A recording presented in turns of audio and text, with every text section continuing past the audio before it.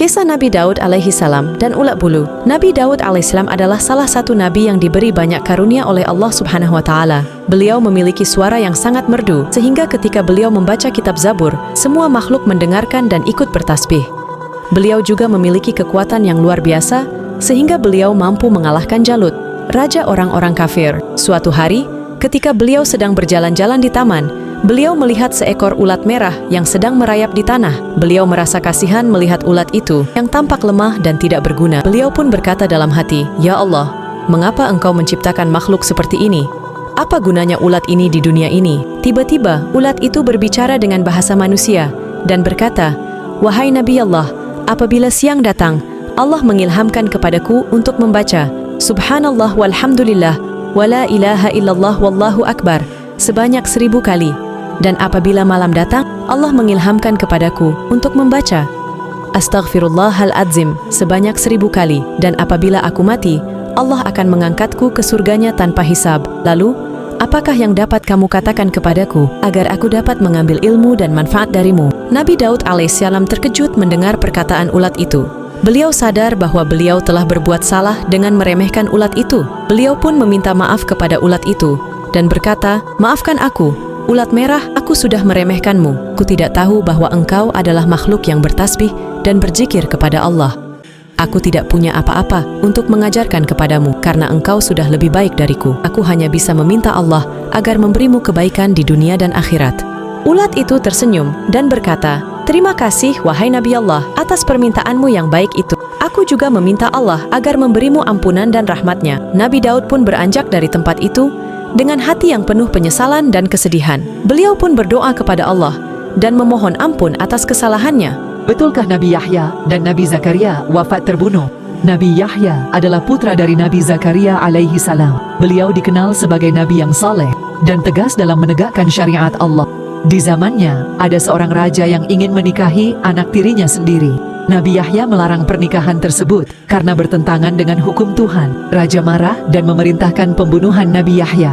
Beliau dibunuh saat sedang beribadah kepada Allah Subhanahu wa taala. Pekerjaan Nabi Zakaria saat itu hanyalah seorang tukang kayu yang mencari nafkah dengan keringatnya sendiri. Setelah mengetahui kematian putranya yang begitu keji, beliau merasa sangat sedih dan Allah mengazab orang yang membunuh Nabi Yahya dengan menguburnya hidup-hidup. Akhirnya Nabi Zakaria melarikan diri ke sebuah kebun di Baitul Maqdis. Di sana, pepohonan memanggilnya sehingga memungkinkannya bersembunyi. Namun iblis yang menyaksikan persembunyian Nabi Zakaria memotong kain bajunya dan membawanya kepada raja sebagai bukti keberadaan beliau. Ketika orang-orang mengetahui lokasi pohon tempat persembunyian Nabi Zakaria, mereka mengambil kapak dan menghantam pohon tersebut sampai terbelah dua dan mengakibatkan Nabi Zakaria terbunuh. Namun beberapa ulama berpendapat bahwa pembunuhan yang dialami Nabi Zakaria dan Nabi Yahya adalah sesuatu yang mustahil karena mereka adalah seorang nabi yang dijaga dan dilindungi Allah Subhanahu wa taala, seperti tercantum dalam Quran surat Ghafir 51 dan 52. Adapun Al-Quran telah mengulang-ulang mengenai kabar pembunuhan yang dilakukan Bani Israel kepada para nabi dengan cara yang tidak adil dan tidak dibenarkan. Sebagaimana firman Allah Ta'ala dalam surat Ali Imran ayat 112, yang demikian itu karena mereka kafir kepada ayat-ayat Allah dan membunuh para nabi tanpa alasan yang benar. Yang demikian itu disebabkan mereka durhaka dan melampaui batas. Tentunya Allah lah yang lebih mengetahui cara melindungi dan menjaga para nabinya, karena di tangannya lah segala kebaikan dan dialah yang maha mengetahui dan maha bijaksana. Hikmah kesombongan Nabi Musa. Diceritakan, Nabi Musa pernah melakukan kesombongan intelektual ketika beliau sesumbar di hadapan umatnya. "Akulah orang paling pandai di negeri ini." Sepintas lalu pernyataan ini dapat dianggap wajar karena diutarakan oleh seorang nabi yang ditugaskan Allah Subhanahu wa taala untuk membebaskan rakyat Mesir dari kekejaman Raja Firaun.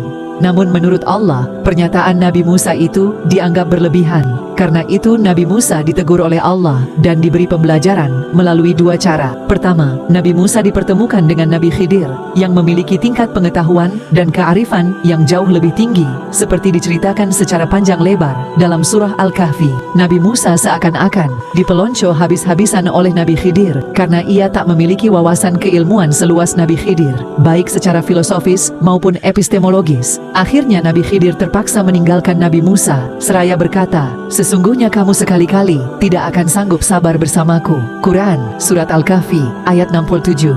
Kedua, Allah mengajarkan kepada Nabi Musa doa yang berisi etos dan moral seorang ilmuwan. Ya Allah, tambahkan kepadaku ilmu pengetahuan.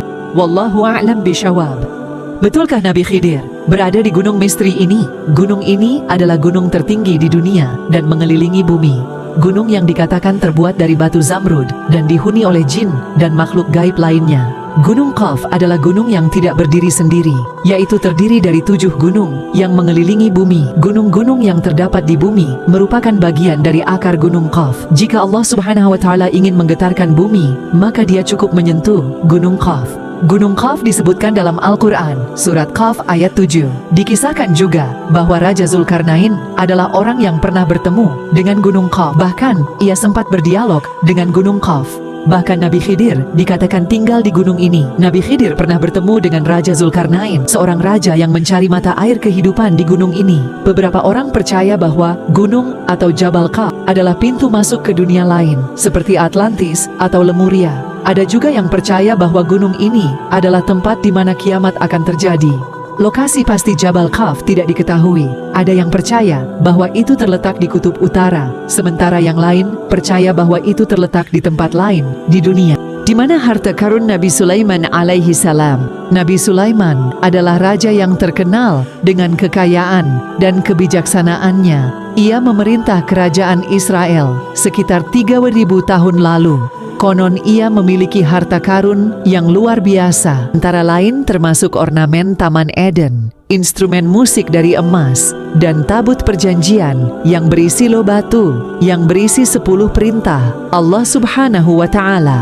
Namun, harta karun Nabi Sulaiman ini tidak pernah ditemukan. Banyak orang yang mencari-cari lokasinya, tetapi tidak ada yang berhasil. Ada yang mengira bahwa harta karun itu disembunyikan di bawah tanah, di dalam gua, atau di tempat-tempat rahasia lainnya. Baru-baru ini, tim arkeolog mengklaim telah menemukan bukti sumber kekayaan Nabi Sulaiman di Israel. Mereka menemukan bekas-bekas tambang tembaga di lembah Timna yang diyakini sebagai tempat Nabi Sulaiman memisahkan biji tembaga dari batuan. Tembaga adalah logam yang berharga pada zaman itu, karena digunakan untuk membuat senjata, alat-alat, dan perhiasan. Apakah temuan ini berarti bahwa harta karun Nabi Sulaiman ada di dekat situ? Apakah harta karun itu sudah dipindahkan ke tempat lain? Belum ada jawaban pasti untuk pertanyaan ini. Harta karun Nabi Sulaiman masih menjadi misteri yang menarik untuk diungkap.